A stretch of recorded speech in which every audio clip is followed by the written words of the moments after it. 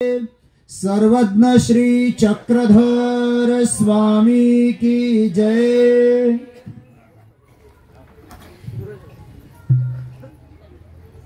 तू खुले आकाश माझे, तू नवा विश्वास माझा, संपला ताज्या हवेने बुंदगारा वास माझा।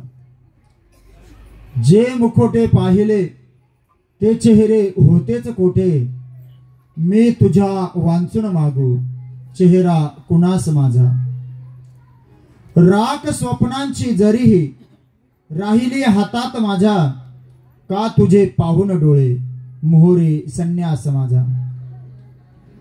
अनंत ब्रह्मांड नायक परब्रह्म परमेश्वर अवतार सर्वज्ञ श्री चक्रधर स्वामींच्या असीम कृपेने गुरुवर्य साहित्याचार्य श्री मामाजींच्या प्रसन्नतेने संपन्न होत असलेला हा वार्षिक नवरात्र सत्संग सोहळा, या सोहळ्याचे प्रणेते आपणा सर्वांचं आदरस्थान आपले मार्गदर्शक आदरणीय श्रद्धेय परमपूजनीय काकाजी, या सत्संगाच्या निमित्ताने या ठिकाणी उपस्थित असलेले आदरणीय श्रद्धेय पूजनीय सुदर्शन मुनी दादाजी महानुभाव, आदरणीय श्रद्धेय पूजनीय शुभमराज शास्त्रीजी महानुभाव, आदरणीय आपल्या सर्वांना आपल्या गोड अशा वाणीने गेल्या 5-6 दिवसापासून या ठिकाणी सूत्रसंचलनाच्या माध्यमातून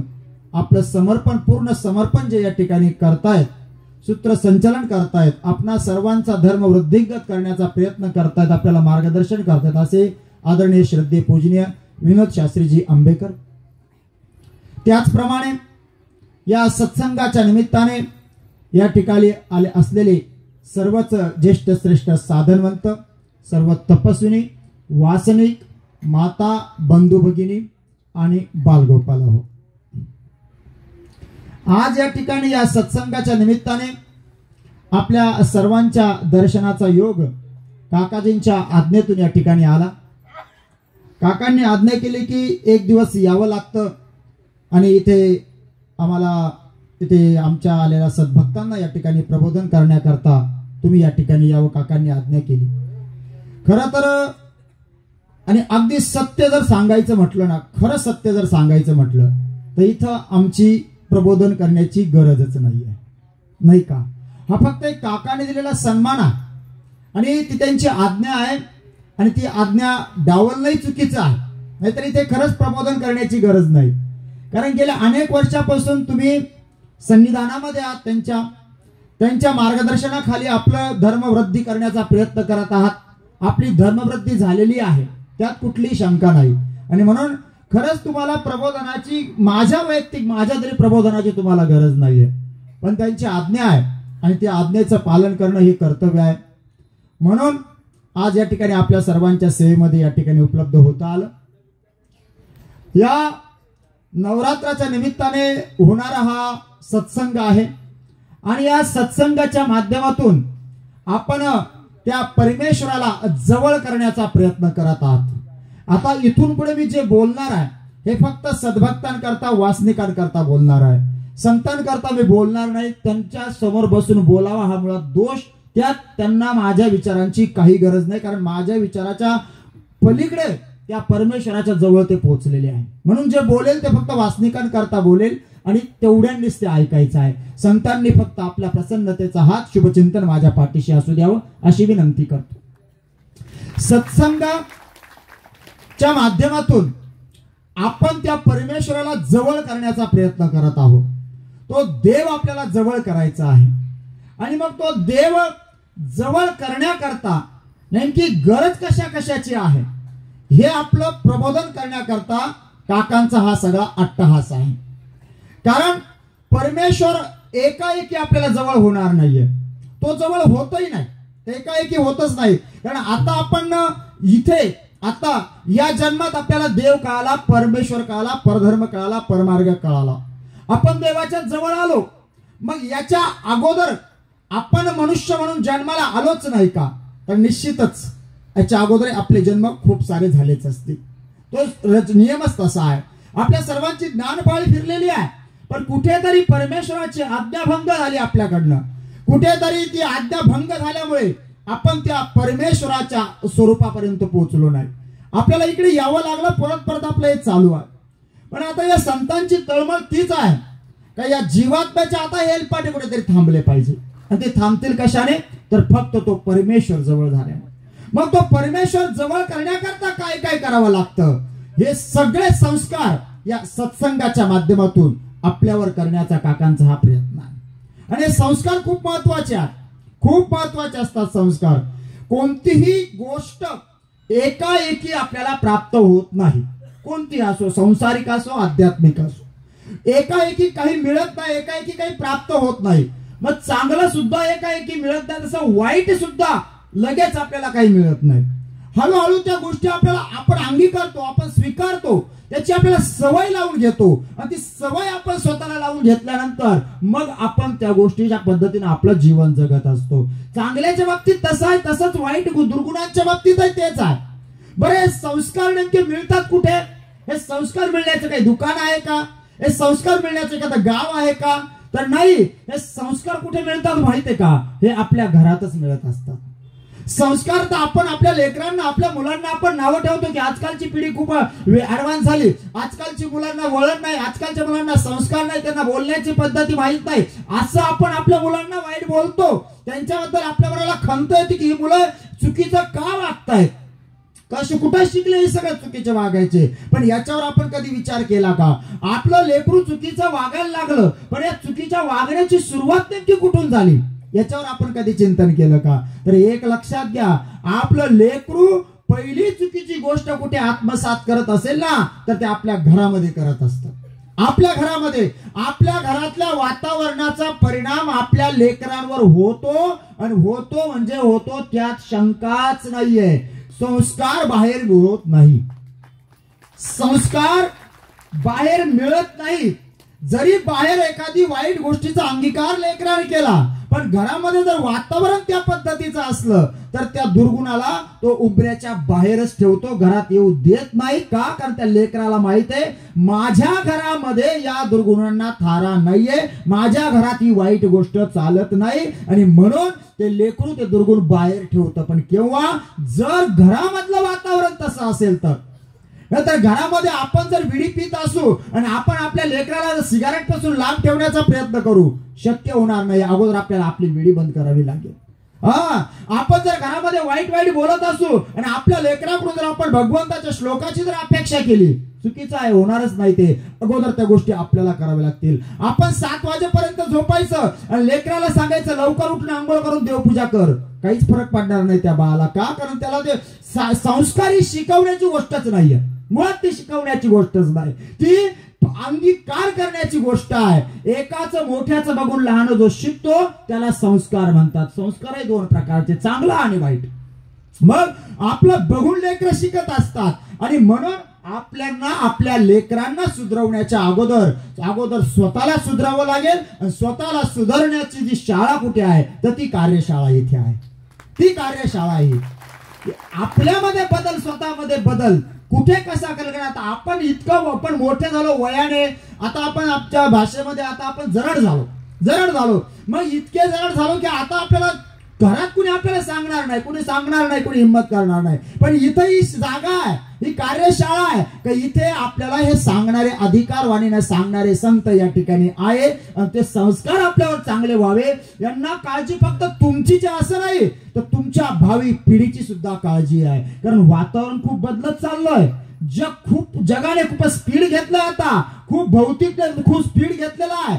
आता थांबणं म्हणजे हे सगळं थांबवणं आपल्या हातात नाहीये, पण त्यामध्ये राहून स्वतःला त्याच्यापासून कसं वाचवावं हा संस्कार आपल्याला इथं मिळणार आहे. आणि हे संस्कार जर आपण जिथून घेऊन घरी गेलो आणि त्या पद्धतीने जर जगलो, तर लक्षात घ्या तुमच्या घराच्या वातावरणामध्ये बदल झालेला तुम्हाला लगेच दिसेल. आपल्या घरातल्या माणसांच्या वागण्यात बदल झाला केव्हा, जेव्हा आपण स्वतःमध्ये बदल करू. आणि जर आपण, कारण जे घरातले संस्कार होणार आहेत ते आपल्याला बघूनच होणार आहे. बघा, एक शासकीय अधिकारी होते, सरकारी ऑफिसर होते. रोज ते खूप चांगले होते म्हणजे इतके चांगले होते का पगार घ्यायचे, पगाराच्या व्यतिरिक्त कधी टेबला खालून काही घ्यायचं नाही, कधी कुणाचं काही लुबाडायचं नाही, कुणाला वाईट बोलायचं नाही, काही नाही, सगळं चांगले, सगळ्या गोष्टीने चांगले. एकच वाईट सवय त्यांना होती, येता जाता कुणालाही वेडा म्हणणार आणि मग पुढे बोलणार. म्हणजे घरात असले पत्नीला काही काम सांगायचं नाही, तिला म्हणणार का ग वेडे तुला कळत नाही का, मग पुढे बोलणार. ऑफिस मध्ये गेलं म्हणजे शिपायला म्हणणार का रे वेड्या तुला कळत नाही का, मग त्याला पुढे बोलणार, काम सांगणार. हॉटेलमध्ये गेलं म्हणजे वेटरला म्हणणार का रे वेड्या तुला कळत नाही का, आणि मग त्याला काहीतरी सांगणार. म्हणजे कुणालाही काही बोलायचं आहे का, कुणाला काही सांगायचं आहे का, त्याच्या अगोदर वेडा म्हणायचं आणि मग त्याच्यानंतर पुढे सांगायचं. आता त्यांच्या मनाचा हेतू वाईट नाहीये, बोलण्याचा उद्देश वाईट नाहीये, पण सवय लागली आणि एकदा संस्कार झाला की तो लवकर सहसा जात नाही. संस्कार एकदा झाला की झाला, तो सहसा जात नाहीये. बघा ना, तंबाखू खाणारा माणूस जर असेल ना, त्याने हातावर तंबाखू घेतली का चुन्याची डबी कोणत्या पॉकेट मध्ये आहे त्याच्या हाताला सांगावं लागत नाही, ऑटोमॅटिक हात तिथे जातो. का, आता तंबाखू हातावर पडली म्हणजे चुना लागणार आहे, तो कुठं आहे त्याच्या हाताला संस्कार झालेला आहे. विडी पिणारा माणूस आहे, त्याने तोंडात विडी टाकली का माचीस कोणत्या पॉकेट मध्ये आहे त्याच्या हाताला सांगावं लागत नाही, हात ऑटोमॅटिक तिथे जातो. का, आता विडी तोंडात आहे ना, मग माचीस लागणार आहे. म्हणजे ते संस्कार झाल्यानंतर त्याला ते काही वेगळं त्याला आठवण करून बोलावं लागतं, करावं लागतं असं नाही, ते ऑटोमॅटिक होतं. तसं त्या साहेबांच्या तोंडावर तो संस्कार झाला होता. येतात आता कुणालाही वेडा म्हणायचं आणि मग पुढे काम सांगायचं. रविवारचा दिवस होता, सकाळी सकाळी साहेब कोचवर पेपर वाचत बसलेले होते आणि त्यांच्या 10-12 वर्षाचा मुलगा एसटी कंडक्टरचा खेळ खेळत होता. खेळण्यातली एसटी होती, खेळण्यातली गाडी होती आणि ती गाडी तो खेळत होता, गोल घरका मारायचा, ट्रिंग करायचा. त्या गाडीशी तो खेळ खेळत होता, पण खेळ खूप छान खेळत होता. ट्रिंग ज्या वेळेला पुढच्या स्टॉपला यायचं त्यांनी बसमध्ये बसा आणि ज्या वेळेला इथे उतरायचं त्यांनी इथे उतरा. परत एक राऊंड मारायचा, ट्रिंग ज्या वेळेला कुंदेवाडी फाट्यावर उतरायचं त्यांनी इथे उतरा, ज्या वेळेला सिन्नरला यायचं त्यांनी बसमध्ये बसा. परत एक राऊंड मारायचा, ट्रिंग ज्या वेळेला नाशिकला यायचं त्यांनी बसमध्ये बसा, ज्या वेळेला इथे उतरायचं त्यांनी इथे उतरा. आता साहेबांनी ते ऐकलं, अरे हा वेडा म्हणतोय, काही बोलण्याच्या अगोदर वेडा म्हणतोय, चांगलं वय नाही, चांगली सवय नाही, चांगलं वळण नाहीये. साहेबांना राग आला, लेकरू चुकतंय, साहेबांना राग आला. साहेब उठले, हातातला पेपर टाकून दिला, मुलाला हाताला धरलं, बोकलू काढलं, 10-12 मिनिटं मुलाला हाणलं आणि हाणून त्याला सोडून आता खुर्ची सोफ्यावर बसण्याकरता आले. हातामध्ये पेपर घेतला, सोफ्यावर बसून विचार करतात, आता कसला आरामखोर म्हणतोय, आता कसा वेडा म्हणतोय, असा विचार करत बसतात. इतक्यात तो मुलगा म्हटला, आताच एका वेड्यामुळे 10 मिनिटं एसटी लेट झाली, तर त्यांना पुढे यायचं, त्यांनी बसमध्ये बसा. सांगण्याचा उद्देश काय आहे का, संस्कार आपल्या लेकरांवर जे आपण जे म्हणतो ना, त्यांना वाईट वळण लागलं, हे कुणामुळे लागत नसतं, हे कुठे जात नसतात, ते आपल्याकडून शिकत असतात. घरामध्ये आपण कसं आहे, घरामध्ये जर आपण समजा किचन मध्ये टीव्ही लावून जर स्वयंपाक करून टीव्ही बघता स्वयंपाक करत असलो, आपल्याला आपल्या लेकरांना सांगायचा अधिकार आहे का, काहीच नाही. चप्पल घालून आपण स्वयंपाक करत असतो किचन मध्ये, आपल्याला काय अधिकार आहे का आपल्या लेकरांना सांगायचा. आपल्या लेकरांसमोर आपल्या मित्रांना बसून आपण जर समजा समोर जर ते मद्यपान करत असलो, आपल्या लेकरांना सांगायचा आपल्याला अधिकार आहे का, सांगितलं त्यांच्यावर काही परिणाम होणार आहे का, काहीच होणार नाही. कारण त्यांना माहिती आहे, तोंडानं वेगळं बोलतात आणि स्वतः वेगळं करतात, संस्कार होत नाही, बदल होत नाही. तो बदल जर आपल्या लेकरांमध्ये आपल्याला करायचा असेल ना, आपल्या लेकरांना खरंच आपल्याला जर धर्म समजावून सांगायचा असेल, तर अगोदर धर्म आपल्याला शिकावा लागेल. कारण मुळात धर्म शब्दाची व्याख्या आहे, यत धार यते तत् धर्म, जो धारण केला जातो त्याला धर्म म्हणतात. मग आपल्याला जर आपल्या मुलांकडून अपेक्षा, यांनी धार्मिक व्हावं, यांनी सकाळ सायंकाळ 2 टाइम देवपूजा करावी, यांनी पारायण करावं, यांनी स्मरण करावं, त्याकरता अगोदर काय करावं लागेल, हे स्वतः करावं लागेल. आणि हे स्वतः जेव्हा करू, मग लेकरांना तुम्हाला सांगण्याची गरज राहत नाही. अनुभव घेऊन बघा, आपल्या घरातल्या लेकरांना तुम्ही बोलावूच नका, हाकच मारू नका, फक्त रोज सकाळी उठा आणि घरामध्ये देवपूजा करत बसा, मोठ्याने पारायण म्हणत बसा. बघा 8 दिवस 15 दिवस ते दुर्लक्ष करतील, पण 1 महिन्याने ते लेकरू बरोबर आजी आजोबा काहीतरी करतायत बरं का, काही नाही, शेजारी तर येऊन बसेल, बघेल तर करे, मग त्याच्यात बदल होत जाईल. इथं बसल्यावर असं करावं लागतं, ते विचारेल तुम्हाला, आजी हे असं का, आजोबा हे असं का, मग तुम्ही त्याला सांगा, त्याला ते प्रणवेल. आणि ज्या वेळेस त्याला ते प्रणवेल ना, त्याच्या मनात जेव्हा ती गोष्ट पक्की बसेल ना, त्याच्यानंतर त्याच्या पुढे किती दुर्गुणात, किती भयानक वातावरण तयार होऊ द्या, त्याच्या स्वतःमध्ये त्याचे संस्कार, चांगले संस्कार जाणार नाही, कारण ते झालेले ओल्यापणे असतात, ओल्या गुणाने असतात. हे महत्वाचं आहे. काकांचा जो प्रयत्न आहे, आम्ही नेहमी त्यांच्याशी बोलतो, कारण एवढा उपद्व्याप केलं करतात ते एवढं सोपं आहे का? इतकं सोपं आहे? अहो, 4 माणसं एकत्र राहणं किती कठीण आहे. तुम्ही सगळे संसारिक लोक आहात, किती कठीण आहे. एवढ्या माणसांना एकत्र सांभाळायचं आहे. सांभाळायचंच नाही तर सगळी व्यवस्था बघायची आहे, सगळी. अगदी सकाळी उठल्यापासून ब्रश करण्यापासून तर रात्री झोपेपर्यंत तुमची सगळी व्यवस्था करायची आहे. एवढं सोपं आहे का हे सगळं? आम्ही विचारतो, एवढी धावपळ कशा करता, एवढी पळापळ कशा करता? त्यांचा हेतू एकच आहे का माझ्या देवाने आणि माझ्या पूर्वजांनी मत प्रयासाने हा परमार्ग आपल्यापर्यंत आणला, परधर्म आपल्यापर्यंत आणला. हा परधर्म टिकवायचा आहे, हा वाढवायचा आहे, समाजभरामध्ये हा रुजवायचा आहे, आणि हा हेतू आहे. म्हणून त्यांना या कष्टाचं काहीच वाटत नाही. आपला कड काय याच्यामध्ये आपला कड काय? आपला कड हाच आहे का त्यांनी जे जे आपल्याला इथे सांगितलं जातं ना ते आपल्यामध्ये इतकं पक्क रुजवायचं आहे का डोक्यात दगड जरी पडला तरी त्या विचारात बदल नाही झाला पाहिजे. हे जेव्हा साध्य होईल तेव्हा खऱ्या अर्थाने हा सत्संग सोहळा संपन्न झाल्याचं भाग्य आपल्याला लाभेल. हे खूप महत्वाचं आहे. इतक्या सहजासहजी तत्वज्ञान आता ते तुम्हाला सहजासहजी सांगतायत, तुम्हाला ते सहजासहजी मिळत आहे. त्यांना इतक्या सहजासहजी प्राप्त झालं का? इतक्या सहजासहजी ब्रह्मविद्या नाही अवगत होत, प्राप्त नाही होत. त्याच्याकरता मग खूप प्रयत्न करावे लागतात, मग प्रयास करावा लागतो. त्यांनी केला, आणि हे शास्त्र जे आहे, हा धर्म जो आहे, हा 800 वर्षापासून आपल्यापर्यंत आला. इतकं सहज आला का?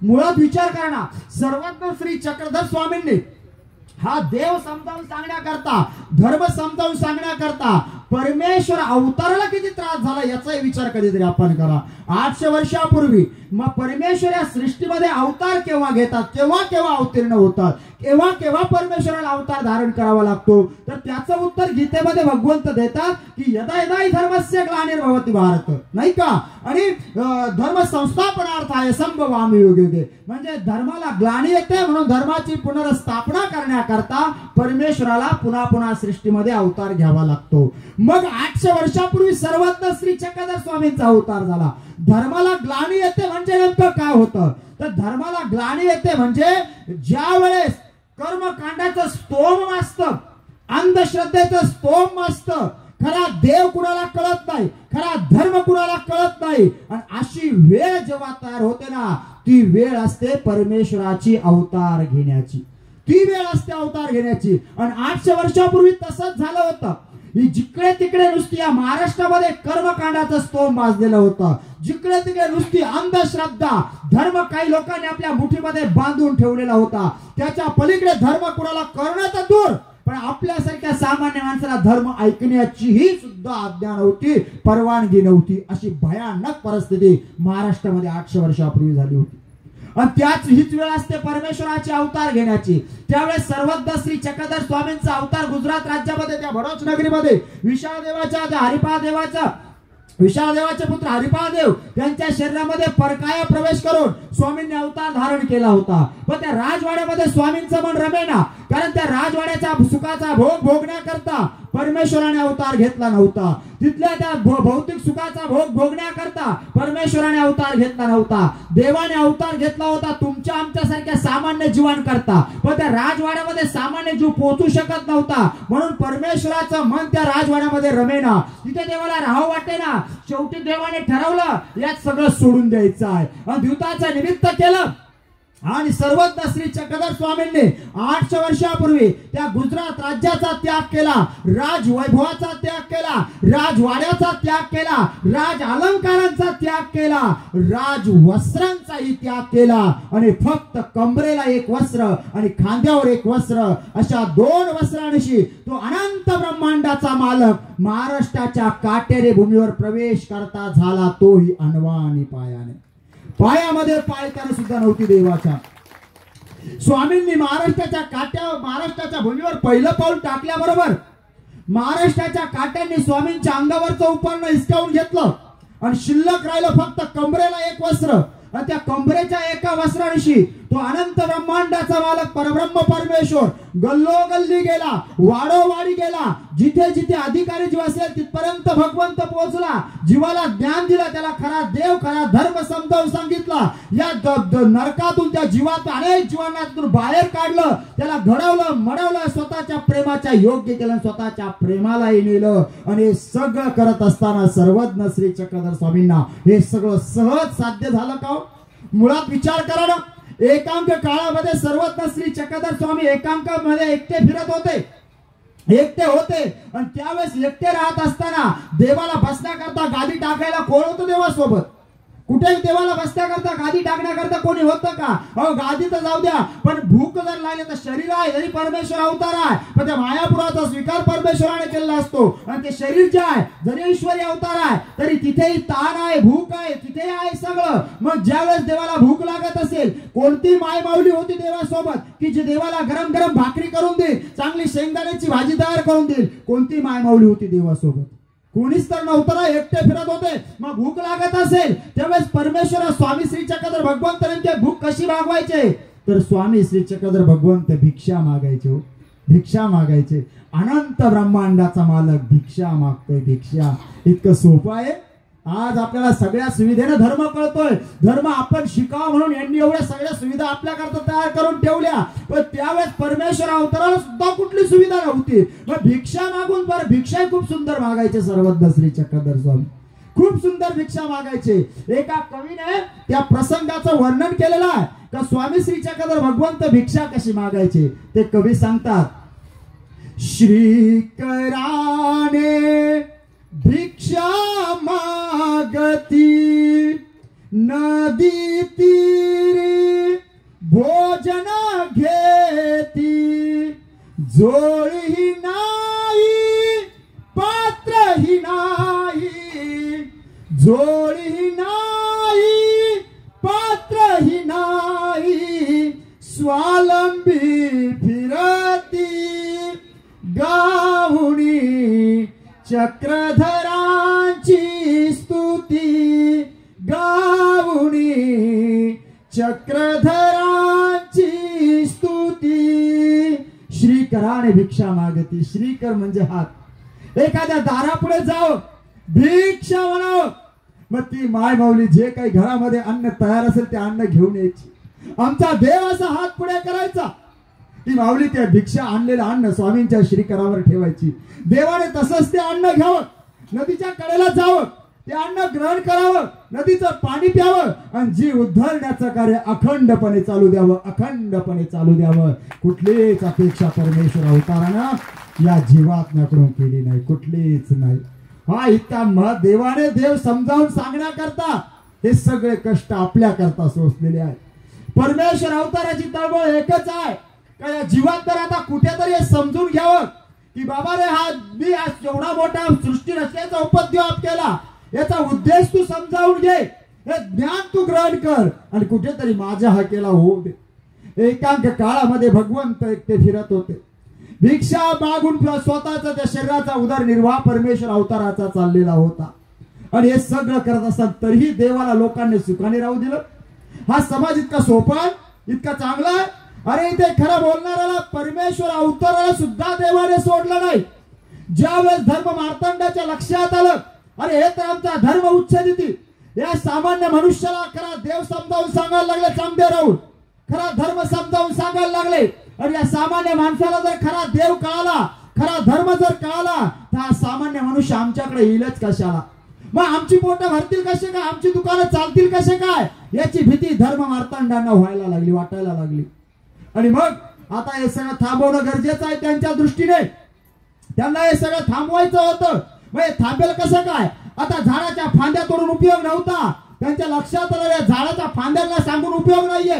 आता या माणसाला देव कळायला लागलाय, धर्म कळायला लागलाय. सर्वज्ञ श्री चक्रधर स्वामींनी धर्म समजावून सांगत असताना कुठल्या जातीभेद केला नाही, वर्णभेद केला नाही, गरीब श्रीमंत हा भेद परमेश्वर अवताराने कधी केला नाही, कधीच नाही. स्त्री पुरुष स्त्री हा भेद केला नाही. एवढंच काय, सगळ्यात प्रथमतः स्त्रीला धर्माचा अधिकार जर कोणी दिला असेल, स्त्रीला धर्म करण्याचा अधिकार कोणी दिला असेल तर माझ्या देवाने आमच्या सर्वज्ञ श्री चक्रधर स्वामींनी दिला. देवाने शिक्षा पण केला पुरुषांना, तुमचा जीवन हा काय जीवलिया, यांचा जीव नाही का, यांनाही धर्म करण्याचा अधिकार आहे, यांनाही धर्म ऐकण्याचा अधिकार आहे. नाही नाही, धर्माचं प्रमुख पद सुद्धा यांचे घेण्याची यांची ताकद आहे. स्त्रीला धर्माचा अधिकार सर्वज्ञ श्री चक्रधर स्वामींनी 800 वर्षापूर्वी दिला. इतकं सोपं नाहीये. परमेश्वर अवताराचं कार्य चालू होतं, पण हे सगळ्यांनाच रुचत होतं असं नाही रुचलं. धर्म मार्तंडांना रुचलं नाही. त्यांनी ठरवलं आता या माणसाला सांगून समजावे, ते सांगायचे चांगदेवरावकडे जाऊ नका, जितकं ते सांगायचे जाऊ नका, त्याच्यापेक्षा डबल उत्कटतेने सामान्य मनुष्य त्या स्वामीकडे जायचा. कारण सामान्य माणसाला कळायला लागलं होतं चांगदेवरावांना कुठली अपेक्षा नाही, चांगदेवराव फक्त आपल्याला देव सांगायचा प्रयत्न करतायत, चांगदेवराव आपला उद्धार करण्याचा प्रयत्न करतात, एवढं तर कळालं होतं. धर्म मार्तंडाचं कोणी ऐके ना. मग त्यांनी ठरवलं नाही आता झाडाच्या फांद्या नाही मोजायच्या, आता झाडाच्या फांद्या नाही तोडायच्या, आता झाडच मुळासकट काढून टाकायचं. म्हणून त्यांनी श्री स्वामींना संपवण्याचे प्रयत्न चालू झाले. देवाला थांबवायचं आहे. आणि मग हे देवाला थांबवण्याकरता धर्म मार्तंडांचे प्रयत्न चालू झाले. त्यांनी विष मिळवलं, कुठून तरी विष मिळवलं आणि ते विष सुपारीच्या खांडामध्ये कालवलं. सर्वज्ञांचा मुक्काम वेरूळला, आणि त्या वेरूळला मुक्काम असताना एक जणाला त्यांनी काही पैसे दिले, त्यांना सांगितलं की बघ एवढे जाऊन ही सुपारीची खांड घेऊन जा आणि सुपारीची खांड चांगदेवरावांना खाऊ घाल आणि ये. त्यालाही माहित होतं, पण द्रव्याचा लोभी असतात बरेच जण, धर्म तिथे काही विचार करत नाही. त्याने तोच विचार केला, द्रव्य मिळतंय ना. गेला ते सुपारीची खांड घेऊन. श्री चांगदेवराव स्वामी श्री चक्रधर भगवंत आसनस्थ होते, सगळा परिवार बाजूला बसलेला आहे. तो आला आणि त्याने स्वामींच्या श्रीकरावरती सुपारीची विष कालवली, सुपारी स्वामींच्या हातावर ठेवली. देवाने घेतली आणि ती त्या सुपारीकडे देवाने कृपादृष्टी अवलोकन केला आणि नंतर ती सुपारी खाऊन घेतली. तो गेला. परत गेल्यावर त्यांना वाटलं आता निरोप येईल, मग निरोप येईल. कुठेतरी चांगदेवरावांना त्रास झाला, चांगदेवराव संपले असा निरोप येईल. निरोप काही येईना. चौकशी केली, अरे चांगदेवरावांना तर काहीच फरक पडला नाही, काहीच झालं नाही. मग त्याला विचारलं तू सुपारी दिली होती का? हो दिली होती. अरे खाली होती का? हो खाली होती. काय काय घडलं होतं? मग त्याने सांगितलं की मी गेलो स्वामींच्या श्रीकरावरती का सुपारी ठेवली, त्यांनी त्या बघितलं, मग ती सुपारी खाली. धर्म मार्तंडांच्या लक्षात आलं, यांच्या नजरेमध्ये ती ताकद आहे, विषाला संपवण्याची ताकद सर्वज्ञांच्या कृपादृष्टीमध्ये होती. हे संपलं विष, पण थांबायचं नाही.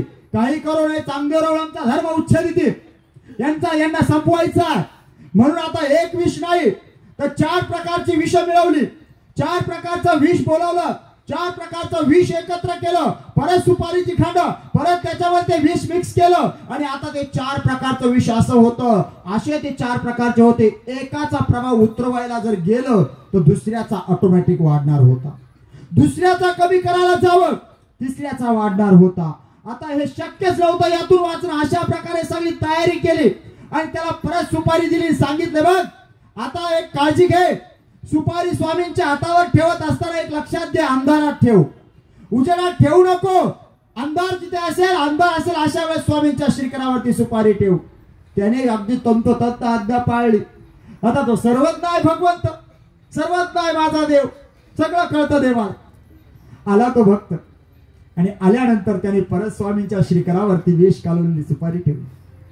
आता भगवंताला सगळी जाणीव आहे, कळतं देवाला सगळं, पण तरीही देवाने सुद्धा त्या सुपारीकडे बघितलं नाही. आता बघायचं नाही आणि त्याच्या स्वामींच्या हातावर ठेवली त्याने सुपारी आणि स्वामींनी न बघताच ती सुपारी विष खाऊन घेतलं. आणि जेव्हा ते विष खाल्लं आणि आता हसून स्वामी त्याला सांगतात, भट्ट तुम्ही जा आता, तुमचं काम झालं, तुम्ही जा आता. त्याच्याही मनामध्ये खूप हळहळ झाली, अंतःकरण त्याचं भरून आलं, मी काय किती मोठं पाप केलंय. पण आता गोष्ट होऊन गेली होते. गेला तो आणि इकडे त्या विषाचा प्रभाव माझ्या देवाच्या श्रीमूर्तीवर व्हायला लागला. स्वामींची ती 32 लक्षणी असणारी श्रीमूर्त, त्याच्यावर तो प्रभाव व्हायला लागला. ती काळी निळी व्हायला लागली. भक्त परिवार घाबरला, बाईसा वगैरे सगळेजण घाबरले. देवा काय होतंय, देवा काय होतंय. स्वामींनी सांगितलं, बाई आमच्यावर विष प्रयोग झाला. सगळे घाबरले. कसं काय झाला विष प्रयोग? सांगितलं देवाने, विषाची सुपारी आम्हाला खाऊ घातली. ओ देवा, मग तुम्हाला माहित होतं त्या सुपारीमध्ये विष आहे, तुम्ही कशाला खाल्लं? खायचं नव्हतं ना. देवाने सांगितलं बाई तो प्राणी किती तळमळत होता आम्हाला विष खाऊ घालण्याकरता, आणि मग त्याला थोडं कोणा सुख द्यायला नको. अहो देवा ते ठीक आहे, आता तुमचा विष प्रयोग झाला, कुणीतरी विष संपवणारा बोलू का, कोणाला तरी शोधून आणू आम्ही, कोणाला तरी बोलू. देवाने सांगितलं काहीच प्रयत्न करू नका, कारण जेवढे प्रयत्न करणार तेवढा त्रास वाढणार. का? कारण हे 4 प्रकारचं विष एकत्र आहे. एक खावं, एकाचा प्रभाव उतरवा, दुसऱ्याचा वाढणार आहे. इथे कुठलाच उपाय नाही. आता सगळे ढसा रडायला लागले. सगळे देवा असं काय केलं हो तुम्ही? अहो आता तुम्हाला जरी आणि काय झालं तर आमचं काय व्हायचं?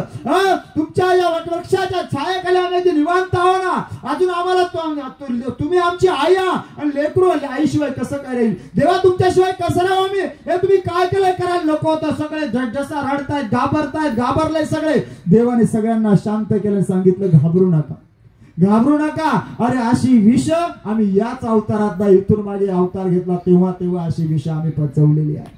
द्वापार युगात का आम्हाला त्रास झाला नाही का? त्रेतायुगात झाला नाही का?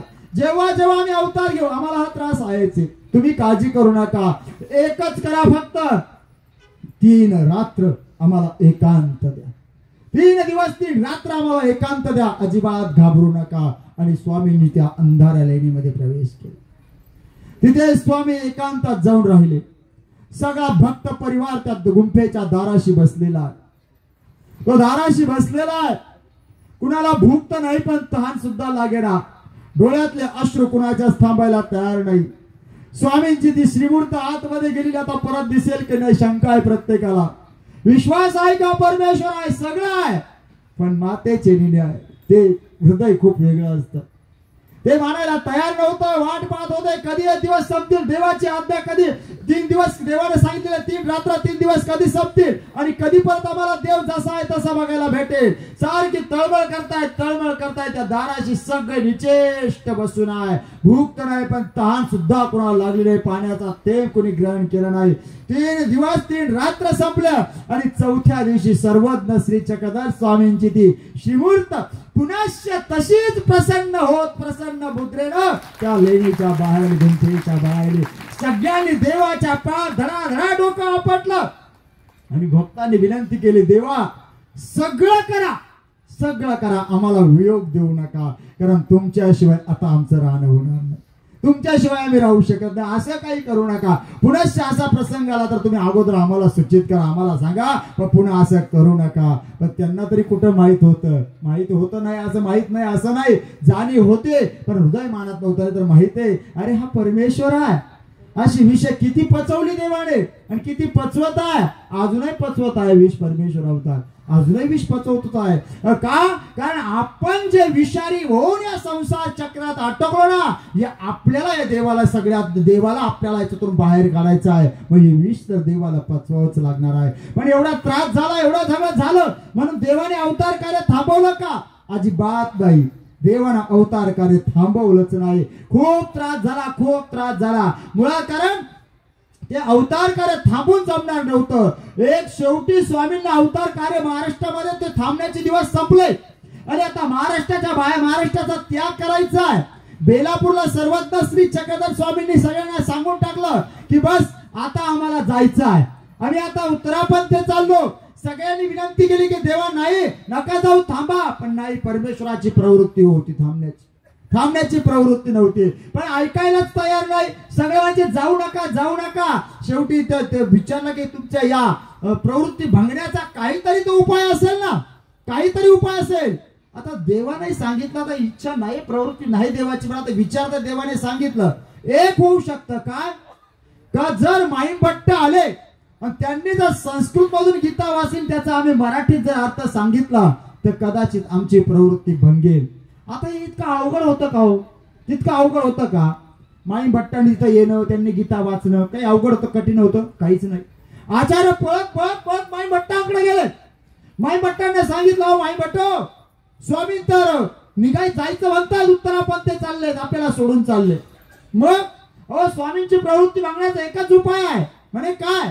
का जर स्वामी म्हणतात जर माईमभट्ट आले, त्यांनी संस्कृत मधून गीता वाचली आणि त्याचा अर्थ जर आम्ही मराठीत सांगितलं तर आमची प्रवृत्ती म्हणजे तुम्ही चला, तुम्ही गीता वाचा, म्हणजे स्वामी मराठीत अर्थ सांगतील आणि स्वामी जाण्याचं रहित करतील, जाणार नाही आपल्याला सोडून. माईमभट्ट म्हणतात ठीक आहे, अच्छा भट्टवास काही घाबरू नका, तुम्ही पुढे चला, इतक्यात आम्ही येतोच पाठीमागून. आचार्य सुद्धा आले निघून तिथून. एक दिवस गेला, माई भट्टांच्या पाठीमागे अशी काही कामं वाढली, अशी काही कामं वाढली, स्वामी निघून गेले तरी माई भट्टांना येण्याला वेळच भेटला नाही. का? कारण परमेश्वराची प्रवृत्तीच नव्हती तिथं थांबण्याची. आता इथे महाराष्ट्रात थांबण्याची प्रवृत्तीच नव्हती परमेश्वराची. नाहीतर माई भट्टांना बोलवणं तितकं अवघड नव्हतं, त्यांना येणंही अवघड नव्हतं. पण नाही परमेश्वर, कारण इथं जसे जीवात्मे स्वामींनी सांगितलं तुमचं ठीक झालं, पण तुमच्यासारखे अजून अनंत जीव तिकडे आमची वाट बघतायत ना, त्यांचाही उद्धार आम्हाला करायचा आहे. आणि म्हणून स्वामी उत्तरापंथी निघून गेले. पण जाता जाता देवाने ज्यावेळेस भक्तांनी विचारलं की आता तुमच्यानंतर आमची जबाबदारी कुणावर, आम्हाला कुणाला निरवताय, आमची जबाबदारी कुणावर टाकताय, तर स्वामींनी आचार्य श्री नागदेवांवर या सगळ्यांची जबाबदारी टाकली. आता ज्यांच्यावर जबाबदारी टाकली ते आचार्य श्री नागदेव स्वामींच्या विरामध्ये तर इतके दुःखिस्त झाले, इतके दुःखी झाले की स्वतःचा देह भान विसरून गेले आणि नुसते चक्रधर द्या म्हणून वेड्यासारखे फिरताय. सगळा परिवार सैरावैरा होऊन गेला होता, कुणाला मागमोस नव्हता, सगळे विखरून गेलेले होते. पण ही काळजी लागली होती आमच्या माऊलीला, त्या महादाईसांना, त्या महादंब्याला काळजी लागली. आणि मग आता भट्टोबासांना शोधणं गरजेचं आहे. मग भट्टोबास कुठे असतील तिला माहित होतं, आता हे शोधून सापडणार नाही. नेमका पत्ता कोण सांगेल? तर ती गेली रिद्धपूरला आणि श्रीप्रभूबाबांना विचारलं नागदेव कुठे आहे.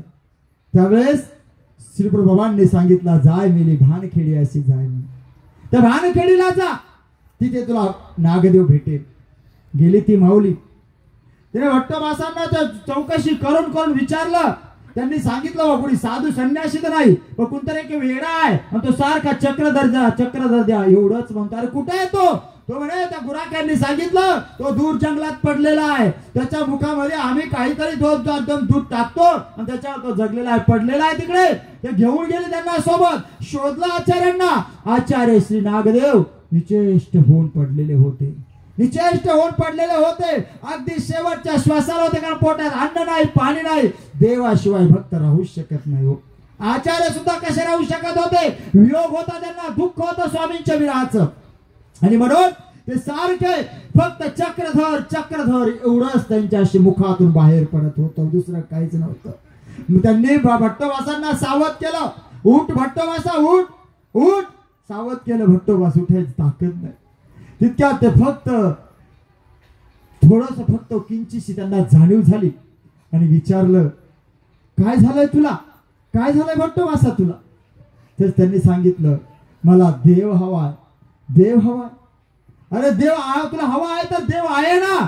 आचार्य देव आहे म्हटल्यावर सावध झाले, पटकन डोळे उघडले.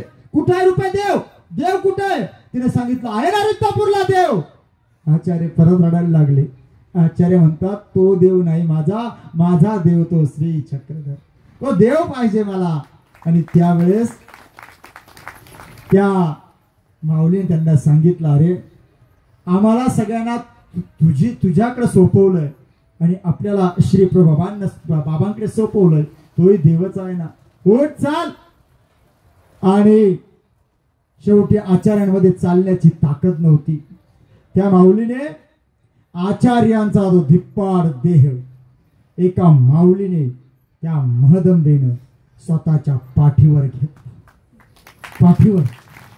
आता हे मला सांगायला सोपं वाटतंय, तुम्हाला ऐकायलाही बरं वाटतंय, पण विचार करा ना, डोंगरातला काटाकुट्यांचा रस्ता आहे, आचार्यांचं ते शरीर त्या माऊलीच्या पाठीवर आहे. खरंच त्या माऊलीच्या पाठीवर त्या दिवशी फक्त आचार्य श्री नागदेव होते का? फक्त आचार्य नागदेव होते? नाही, फक्त आचार्य श्री नागदेव त्या माऊलीच्या पाठीवर नव्हते, तर उभा मानवा पंथ त्या माऊलीने आपल्या पाठीवर त्या दिवशी वाहिला आणि रिद्धपूरला पोहोच केला. म्हणून तर आज आपण सगळे एकत्र आहोत. आज त्या दिवशी जर आचार्य शोधले नसते, आचार्याला घेऊन ती माऊली रिद्धपूरला आली नसती, हा परमार्ग कसा आपल्या परधर्म कसा आपल्यापर्यंत पोहोचला असता. माझा सांगण्याचा उद्देश समजावून घ्या. हा देव आपल्याला इतक्या सहजासहजी हे महात्म्य सांगताय, समजावून सांगताय, तर मळीने सांगतायत, हेतू एकच आहे. इतक्या सहजासहजी नाही आलं हे आपल्यापर्यंत सगळं, इतक्या सहजासहजी नाही मिळालं. पूर्वजांनी अपार कष्ट सोसले, अपार देह सुद्धा दान करून दिला आपल्या पूर्वजांनी, देह सुद्धा दान केला. जय धर्म भंगण्याची वेळ आली ना, आमच्या पूर्वजांनी धर्म भंगू दिला नाही, स्वतःचा देह संपून टाकला पण धर्म भंगू दिला नाही, कधीच नाही. सुंदर बोल्लाईसांची स्मृती तुम्हाला चांगल्यापैकी माहित आहे. बोल्लाईसा नावात एक तपस्विनी होत्या, त्यांना सुंदर बोल्लाईसा म्हणायचे. का माहितीये का? का म्हणायचे? कारण त्या दिसायला खूपच सुंदर होत्या, खूप सुंदर होत्या. एक तर मुळात रूपच सुंदर, त्यामध्ये स्वामींचे आचार विचार अंतःकरणात उतरलेले, आचार विचाराचे ते सामर्थ्य, आचार विचाराची ताकद तेच त्यांच्या चेहऱ्यातून प्रकट व्हायचं. इतक्या त्या अजूनच सुंदर दिसायच्या, म्हणून सगळा परमार्ग त्यांना सुंदर बोल्लाईसा नावाने ओळखायचा. सुंदर बोल्लाईसा. एक दिवस यवनांची धाड होती या महाराष्ट्रावर, आणि असताना ही तपस्विनी माऊली आपला नित्यविधी आटनादिक्रमे चाललेली होती. एका सरदाराची नजर त्या माऊलीवर, तपस्विनीवर पडली, आणि पडल्यानंतर तिच्या लक्षात त्यानं तो भाळला तिच्यावर. त्याची वासना, वाईट बुद्धी जागृत झाली, आणि त्याने आज्ञा केली, या स्त्रीला बंदिस्त बनवा. तरी स्वतःच्या रूपाचा सगळा त्याग केलेला आहे त्या माऊलीने. डोक्यावर केस नाहीत, अंगावर चांगली कपडे नाही, पण चेहऱ्यावरच तेज कशी लपू शकणार होती? नव्हती लपू शकत ना. ते दिसलं तेच त्याला, आणि तो भाळला, त्याची वासना जागृत झाली. त्याने आज्ञा केली बंदी बनवायला, आणि सगळ्या भालेवाल्यांनी, भालेधाऱ्यांनी त्या माऊलीला चौकडून भाले लावले आणि पकडून घेऊन चालले.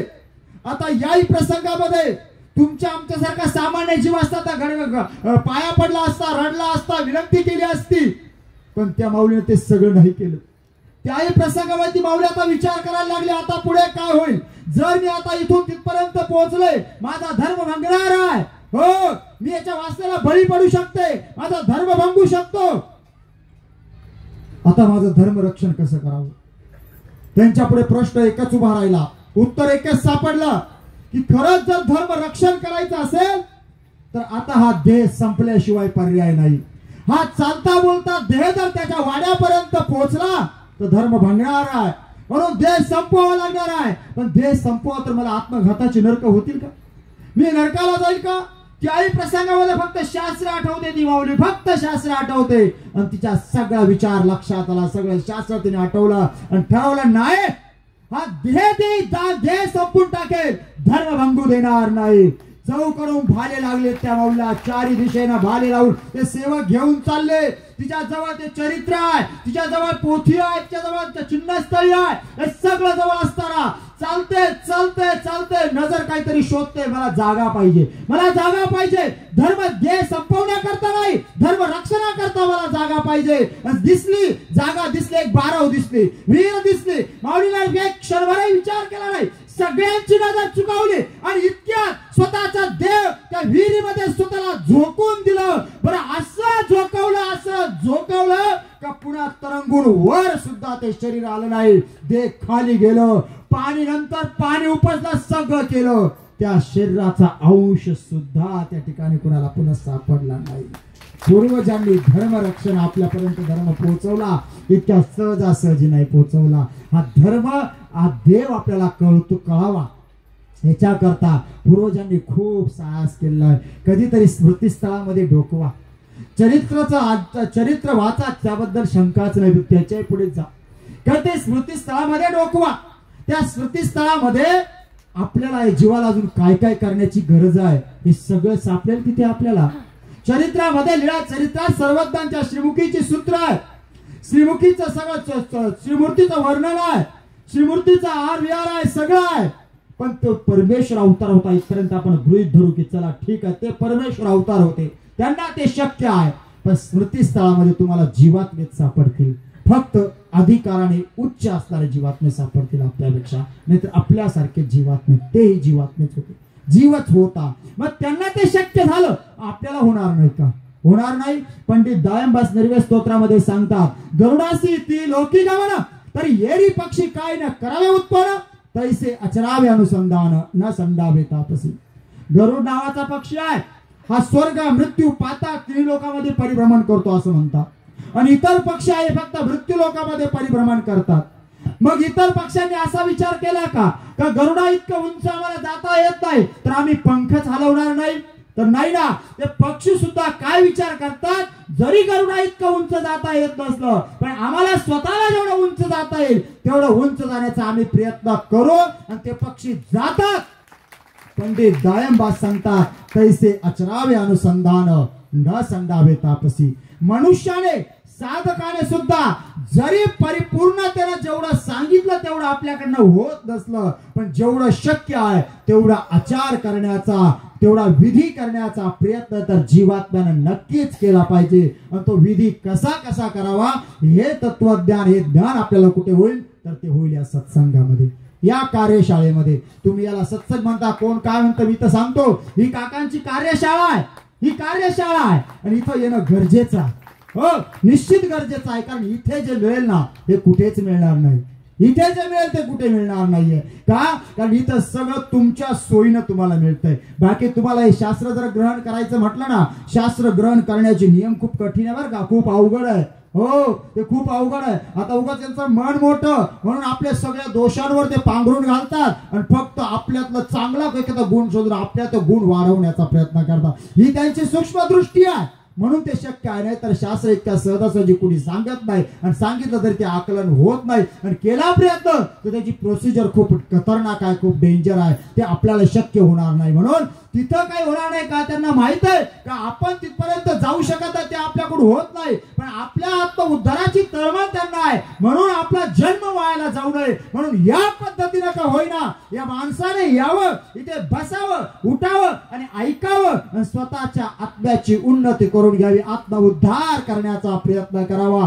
जो मूळ हेतू परमेश्वराचा अवतार घेण्याचा आहे, जीव उद्धरी जती, त्या हेतूला कुठेतरी आपणही त्या हेतूमध्ये थोडा खारीचा वाटा उचलावा हा प्रयत्न या ठिकाणी आहे. आपण खरंच भाग्यवान आहात, खरंच दैववान आहात की आपल्याला या सोहळ्यामध्ये, या सत्संगामध्ये, या कार्यशाळेमध्ये, या शिबिरामध्ये सहभागी होण्याचा वेळ आपल्याला मिळतो आहे. या कार्यशाळेमध्ये राहून आपण आपला धर्म वाढवण्याचा प्रयत्न करत आहात. निश्चित तुम्ही भाग्यवान. कुठेतरी परमेश्वराची कृपा तुमच्यावर आहे म्हणून तुम्ही इथे येऊ शकला. नाही नुसतं येऊ शकला, इथे राहू शकला. हे परमेश्वराच्या कृपेशिवाय आणि आज या महात्म्यांच्या प्रसन्नतेशिवाय हे घडणंच नाहीये. हे घडणंच नाही. ती प्रसन्नता तुमच्यावर आहे, परमेश्वराची कृपा दृष्टी तुमच्यावर आहे. याचा अर्थ समजून घ्यायचा की अजून देवाला माझी खंत आली नाही. एवढं स्वतःला भाग्यवान समजा. समजा तुम्ही भाग्यवान आहात, खरं सांगतो. हो, का अजून कारण ज्या दिवशी परमेश्वराला या जीवाची खंत येईल ना त्या दिवशी या जीवात्मा असा इथून जाईल. पण इकडे येणं तर दूर, पण इकडे बघण्याची सुद्धा त्याची वासना होणार नाही. का? कारण त्या परमेश्वराची खंत जर जीवात्म्यानं जोडली तो या जागी येऊ शकत नाही. इथे कोण येऊ शकतो? ज्याच्यावर परमेश्वराची कृपा दृष्टी आहे आणि अधिकरणांची प्रसन्नता आहे, तोच इथे येऊ शकतो, तोच इथे राहू शकतो. हो, कुठेतरी काहीतरी अविधी झाला असेल कदाचित. तो संकेत आहे, तो संकेत आहे. कुठेतरी आपण सेवेमध्ये काम चुकारपणा जरी केला ना परमेश्वराला खूप खंत येते बरं का. कारण ज्ञान जसं मोचक आहे ना तसंच दास्य सुद्धा मोचक आहे. मी सांगतो ना, इथे जे मिळेल ते कुठेच मिळणार नाही. कारण काय? इथे ज्ञान तर मिळतच मिळतं पण इथे तुम्हाला दास्य मिळतं. बरं, दास्य कुणाचं? एका साधनाचं मिळतं का? नाही. चारी साधनाचं दास्य मिळण्याची एकमेव जागा. इथे चारी साधनाचं दास्य आहे. इथे स्थानाचं दास्य घडतंय, इथे प्रसादाचं घडतंय, वासनिकाचं घडतंय, भिक्षुकाचं घडतंय. सगळ्यांचंच दास्य तुम्हाला चारी साधनाचं दास्य या ठिकाणी घडतं. मग आपलं वंचन होणार नाही का? अरे, वंचन जर परमेश्वराला करायचं नसतं तर इथपर्यंत आपल्याला येऊन आलोच नसतो, आपण पोहोचूच शकलो नसतो. ती परमेश्वराची कृपा जोडली. पण कुठेतरी आपल्याकडून किंचित जरी विधी करताना अविधी जर झाला तर मग मात्र इथे जोडलेलं गोमट जसं आत्म उद्धाराला कारणीभूत आहे ना तसंच अशा ठिकाणी जोडलेलं ओकट नरकाला कारणीभूत होऊ शकतं. हे सुद्धा जपणं गरजेचं आहे, जपणं गरजेचं आहे. कारण विधी करताना कदाचित कधी कधी अविधी होऊन सुद्धा जातो, आपल्याकडून अविधी सुद्धा होऊन जाऊ शकतो. ती काळजी हे खूप छोट्या छोट्या सूक्ष्म सूक्ष्म गोष्टी आहे. त्याच्या तुम्हाला सांगण्याची गरज नाही, सांगण्याची गरज नाही. कारण तुम्हाला ते सगळं माहित आहे, तुम्हाला ते सगळं सांगितलं आहे. तरी मग मी का बोलतोय? याचं कारण एकच, बोलण्याचा उद्देश. मी आतापर्यंत गेल्या 1 तासापासून जे बोलतोय ना, मला एक खरं सांगा, यातलं तुम्ही ऐकलं नाही असं काही होतं का? हे सगळं तुम्ही ऐकलेलं होतं, याच्या अगोदर सगळं ऐकलेलं होतं. मी आतापर्यंत 1 तासात जे बोललो हे स्मृती असेल, चरित्र असेल, कथा असेल, सगळं तुम्ही ऐकलं. तरी पुन्हा पुन्हा का बोलतो? कारण आज्ञा आहे त्यांची का या गच्च्या करताच या ठिकाणी बोलायला. हे न दिसणारे किंचितसे परमेश्वरामध्ये आपल्यामध्ये जे अंतर वाढतं ना, हे अंतर वाढण्याकरता एक खूप मोठा दोष कारणीभूत असतो. असं काही नाही, छोट्याशा दोषाने सुद्धा आपलं परमेश्वराचं आपलं कॉन्टॅक्ट तुटू शकतं. बघा, तुमची 1-1.5 लाख रुपयाची मोटरसायकल असते. मोटरसायकल, त्या मोटरसायकलला एक प्लग असतो, छोटासा प्लग. त्या प्लग मधून एक छोटीशी कांडी बाहेर आलेली असते, अगदी एक अर्धा इंच सुद्धा नसते ती. आणि त्या कांडीचा आणि मोटरसायकलच्या इंजिनचा संपर्क झाल्याशिवाय मोटरसायकल चालू होत नाही. बरोबर? समजा त्या प्लग वर कार्बन आला, तुमच्या गाडीत पेट्रोल फुल आहे, बॅटरी फुल आहे, सगळीच आहे, गाडी ओके आहे. पण जर त्या प्लग वर कार्बन न दिसणारा कार्बन असतो, तो कण असतो, दिसत सुद्धा नाही, पण तो कार्बन जर त्या प्लग वर आला ना, त्या गाडीला तुम्ही किती चालू करण्याचा, स्टार्ट करण्याचा प्रयत्न करा, ती गाडी स्टार्टच होणार नाही. का? कारण तो न दिसणारा कार्बन त्या प्लग वर येऊन बसलाय आणि त्याच्यामुळे गाडीचं, इंजिनचं, त्या प्लगचं कॉन्टॅक्ट तुटलेला आहे. तो प्लग बघा, गाडी चालू नाही झाली, किती मोठ्या पैलवानाने किका मारला तरी चालू होणार नाही. पण नुसता तो प्लग खोलला, खराब कपड्याने जरी पुसला, प्लग लावला आणि बटन दाबलं, गाडी लगेच स्टार्ट होईल. असंच आहे परमेश्वरामध्ये आपल्यामध्ये छोट्या छोट्याशा गोष्टी असतात का ज्या अंतर वाढवतात. हे ओक्ट जे आपण जोडतोय थोडंसं असतं, त्याचं ते अंतर वाढते. देवामध्ये आपल्यामध्ये अंतर वाढत जातं. ते अंतर आपल्याला वाढू द्यायचं नाही. होता होईल तेवढा विधी पाळण्याचा प्रयत्न आपल्याला करायचा आहे, विधी शिकण्याचा प्रयत्न करायचा आहे, विधीवर दृढ होण्याचा प्रयत्न आपल्याला करायचा आहे. आणि तसं जर केलं तरच खऱ्या अर्थाने या सगळ्या यांच्या कष्टाचा तर सार होईल, तर सार होईल. जर एवढे कष्ट यांनी उपसलेले आहे, एवढा मोठा मंडप, हे सगळं आपली काळजी, रात्री त्यांना झोपायला 4 वाजता, 3-3:30 वाजता थोडासा डोळ्याला डोळा लागला. त्यांना या सगळ्या संतांना काळजी एकच होती, एवढी माणसं या ठिकाणी आहे, जर पाऊस वाढला यांना त्रास होईल, कुणाला सर्दी होऊ शकते, कुणाला शुगर असेल त्रास होईल. ही सगळ्या काळजीनं त्यांना झोप आली नाही, झोप आली नाही. का? त्याच्यामध्ये कुठला स्वार्थ होता? त्यांचा स्वार्थ नव्हता. काळजी होती का माझा हा देवाचा वासनिक आहे, माझ्या देवाचा नामधारक आहे, आणि तो माझ्या देवाला जवळ करण्याकरता इथं आला. तो देव जवळ करत असताना माझ्या या नामधारकाला कुठला त्रास होऊ नये, याच्या मनावर कुठला याला शारीरिक मानसिक त्रास होऊ नये, म्हणून आपले सत्वपणा, आपली सात्विकता टिकून राहावी म्हणून त्यांनी स्वतःच्या सगळ्या सुखाचा ते त्याग करतात. त्याची त्यांना ध्यान येत नाही, जेवणाची आठवण येत नाही, त्यांना चहाची आठवण येत नाही. तळमळ एकच आहे, माझा नामधारक हा कधीतरी वासनिक झाला पाहिजे, नामधारक झाला वासनिक हा कधीतरी भिक्षुक झाला पाहिजे, आणि हा कधीतरी परमेश्वराच्या प्रेमाला योग्य झाला पाहिजे. ही तळमळ त्यांची असते. आपल्याला करायचं काहीच नाहीये, फक्त त्यांचं ऐकायचं आहे, त्यांची आज्ञा पालन करायची आहे. आणि खरं सांगतो, अधिकरणाच्या मुखातून ईश्वर बोलत असतो. बरं का, इतकंही सोपं समजू नका. अधिकरणाच्या मुखातून ईश्वर बोलत असतो, आपल्याला त्याची जाणीव नाहीये. अधिकरण कधी सहज काही असं रिकामं काही बोलत नाही. त्यांचं सहज बोलणं जे असतं ना, हे त्यांच्या स्वतःच्या मनात, कारण ते स्वतःचे राहिलेलेच नसतात. मुळात हे स्वतःचे राहिलेच नाहीये. स्वतःचं काय, यांचं काहीच नाही, स्वतःचे राहिले ते देवाचे झाले, देवाचे झाले. त्यांच्या मुखातून ईश्वर बोलतो, ईश्वर आपल्याला आज्ञा करतो, ईश्वर आपल्याला विधी सांगतो. का? तळमळ आहे ती त्या जीवाचा, तो अधिकार त्यांनी, ती योग्यता घडवलेली आहे. आपल्याला एकच करायचं आहे का त्यांची वाणी, ही वाणी जी आहे त्या वाणीतला एक ना एक शब्द आपल्या अंतःकरणात उतरवायचा आहे. देवाला प्रार्थना करायची की देवा एवढी ताकद दे, काहींच्या मुखातून निघालेला एक ना एक शब्द मी माझ्या अंतःकरणात साठवेल, ती साठवण्याची ताकद मला दे, आणि त्या पद्धतीने जीवन जगण्याची ताकद परमेश्वरा मला दे. एवढंच देवाकडे फक्त प्रार्थना करा, बाकी काहीच मागू नका. बघा तुमचा धर्म कसा वाढतोय, धर्म कसा वाढतोय. थोडेस दुःख आलं तरी आपण धर्मापासून लांब जाण्याची आपल्या शक्यता निर्माण आहे. थोड्याशा आम्ही तर अशी कितीतरी उदाहरणं बघतो, थोडस दुःख आलं लगेच देवावरचा विश्वास कमी, देवावरची श्रद्धा कमी, लगेच कदाचित धर्म सोडणारी सुद्धा माणसं इकडं आहे. असे कितीतरी, नाव नाही घेता येणार नाही का, असे कितीतरी उदाहरणं मी सांगू शकतो. फक्त दुःख आलं म्हणून धर्म सोडला, दुःख आलं म्हणून देवापासून, देवावरचा विश्वास उडाला, दुःख आलं म्हणून परमेश्वरापासून लांब गेले. अरे कशा करता? तुम्हाला का देवाने दुःख दिलं का? दुःख आपल्याला देव देतो का? का आपल्याला देव दुःख देतो. आपण म्हणतो का त्याच्यामुळे माझं हे नुकसान झालं, याच्यामुळे माझा हा फायदा झाला, त्याच्यामुळे मला हे त्रास झाला. नाही, आपल्याला जे काही सुख मिळतं, जे काही दुःख मिळतंय, कोणी देव तर नाही पण कोणीच आपल्याला देत नाही. कोणी आपल्याला दुःखही देऊ शकत नाही, कोणी आपल्याला सुखही देऊ शकत नाही. आपल्याला जे काही दुःख मिळेल, जे काही सुख मिळेल, हे फक्त आपल्या पूर्व अर्जित कर्माचा भोग आपण भोगत असतो. कुणी आपल्याला सुख देत नाही, कुणी आपल्याला दुःख देत नाही, देऊ शकत नाही, कोणीच नाही. तो फक्त निमित्त. वास्तविक आपल्याला जे काही सुख मिळतं, जे काही दुःख मिळतं, हे आपण पूर्व अर्जित केलेल्या कर्माचा भोग या ठिकाणी भोगतो. आणि याचा दोष आपण देवाला द्यायचा, याचा दोष आपण कुणाला द्यायचा. आणि कदाचित काही काही दुःखामधून चांगलं सुद्धा निष्पन्न होतं, फक्त घेता आलं पाहिजे, घेता आलं पाहिजे. जाता जाता एक प्रसंग सांगतो तुम्हाला, लीळा आहे. एक दिवस काय झालं, अशी घटस्थापन केलेला होता. आणि काय श्रीप्रभू बाबांना प्रवृत्ती झाली कळालं नाही, पण गेले श्रीप्रभू बाबांनी पाय तो घट तोडून टाकला. आता ती श्रीप्रभू बाबांच्या लीळाचा अमोघ आहे. तिथं काय तर घट पाय तुडवला. आता घट तुडवला म्हणल्यावर सगळं समाजमन प्रतिकूल झालं नाही का, सामान्य माणसाच्या भावना दुखावल्या. श्रीप्रभू बाबांनी घट तुडवला. आता समाजमन विपरीत झाल्यामुळे मग आचार्याने माई भट्टांनी काय केलं की आता श्रीप्रभू बाबांना रिद्धपुरात नको म्हणून एक दामोदर नावाचे एक अतिशय सुखी संपन्न मोठे विद्वान श्रीमंत पुरुष होते. त्यांची श्रीप्रभूवर श्रद्धा होती. मग त्यांनी काय केलं का विचार केला की भाई भट्टाने आचार्याने की आता आपण श्रीप्रभूंना दामोदरांच्या घरी काही दिवस ठेवून देऊ, तिथे ठेवू त्यांना, म्हणजे तोपर्यंत समाजमन जे प्रतिकूल झालं हे सुद्धा थोडंसं अनुकूल होऊन जाईल.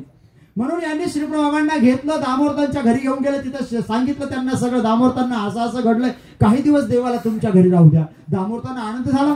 अरे या देवाची मला तळमळ आहे, तो स्वतःहून मी माझ्या म्हणणाऱ्या घरामध्ये येतोय, राहतोय, काहीच अडचण नाही. आनंदाने सेवा जास्त चालू केलं. पण न जाणू श्रीप्रभू बाबांची प्रवृत्तीच वेगळी होती. आचार्य माही भट्ट गेले, त्या श्रीप्रभू बाबांना काय श्रीप्रभू बाबा लागले बोलायला त्या दामोदराला, मेली जाय म्हणे, मेली जाय म्हणे, मेली जाय म्हणे. त्याला काही कळणं देव काय म्हणतो, काहीच कळलं त्याला. त्या दामोदरांना काही कळे ना. शेवटी त्याला काही कळणार, देव तर काही बोलायचं थांबे. जवळ नारळ पडलेला होता. श्रीप्रभू बाबांनी तो नारळ घेतला, जोरात त्या दामोदराच्या डोक्यात हाणला. हाणल्यावर ते डोकंही फुटलं. दामोदर दिवस बाजूला निघून गेले. आणि मग ते गेले. आता ह्या निरोप परत आचार्य माई भट्टांना कळलं की श्रीप्रभू बाबांनी जाऊन असं केलं. आता बिचारे दोघं परत आले. त्यांना वाटलं आता दामोदर रागवले असतील, आता ते चिडले असतील, आता श्रीप्रभू बाबांना कुठे न्यायचं ही चिंता त्यांच्या मनामध्ये आहे. तिथून आल्यावर दामोदरांना आपण वाटतं, दामोदरांना आपण समजावून सांगू. ते दामोदरांना सांगायला लागले, अहो तुम्ही ना वाईट वाटून घेऊ नका. श्रीप्रभू बाबांना काहीतरी प्रवृत्ती त्यांची वेगळी आहे म्हणून ते असं करतात, तुम्ही वाईट वाटून घेऊ नका, आम्ही काहीतरी व्यवस्था करतो. दामोदर म्हणतात, अहो आचार्य, अहो माई भट्ट, अहो असं का बोलताय तुम्ही? अहो देवाने डोक्यात नारळ मारला म्हणून तुम्ही बोलताय का? अहो माई भट्ट, अहो आचार्य, हो अहो माझी कितीतरी वर्षाची अर्धशिशीची पीडा या डोक्यामध्ये होती. माझं डोकं दुखत होतं, देवाला माझं दुःख दूर करायचं होतं म्हणून देवाने माझ्या डोक्यामध्ये नारळ मारलं. माझं भाग्य तोर आहे, असं करू नका, श्रीप्रभूंना देऊ नका. आणि एक सुंदर असं त्रिवडी वस्त्र, 3 प्रकारची वस्त्र, सुंदर असं वस्त्र तयार केलं. त्रिवडी म्हणतात त्याला. ते वस्त्र त्यांनी श्रीप्रभूंचा अवसर केला आणि श्रीप्रभूंच्या ठिकाणी ते वस्त्र समर्पित केलं. आमच्या पूर्वजांनी ती त्रिवडी वंदन करण्याकरता परंपरेनं आज आमच्यापर्यंत चालत आली. कदाचित दुःख आलं त्याच्या पाठीमागे परमेश्वराचा हेतू चांगलाही असू शकतो, समजून घ्यावा लागेल. एकच करायचं आहे का पूर्ण निष्ठेनं, पूर्ण श्रद्धेनं समर्पण त्या परमेश्वराच्या ठिकाणी करायचं आणि परमेश्वर यांच्या माध्यमातून जो संदेश आपल्याला देतायत तो ग्रहण करायचा, विधी वाढवायचा, विधीवर राहायचं आणि शेवटी या परमेश्वराला एकच प्रार्थना करायची, या संतांचं दास्य करून देवा आमच्या कर्माचा नाश होऊ दे, कर्म नाश कर आणि तुझ्या प्रेमाच्या योग्य कर. देवानं तुम्हा सर्वांना ती ताकद द्यावी, ते दास्य करण्याचं बळ तुम्हाला द्यावं. देवानं तुम्हा सर्वांचा कर्मनाश करून परमेश्वराने त्या परमेश्वराचं प्रेम पद तुम्हा सर्वांना प्रदान करावं.